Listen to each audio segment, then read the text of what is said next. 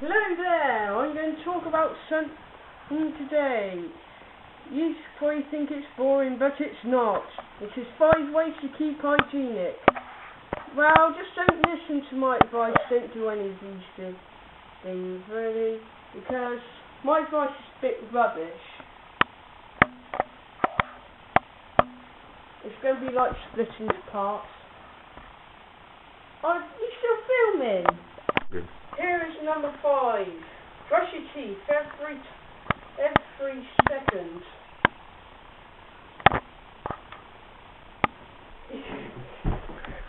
Oh. Number 4. Have a shower, but make sure you don't get wet. Yeah. Oh, why? How can you have a shower without getting wet? Just don't do anything. Don't do anything that I say. That's the best thing. My advice is rubbish. Number 3. Jump in the mud as much as you can. 2. Wow, just have a shower in the rain instead of having a shower indoors. Oh yeah, you have to have a shower without getting wet.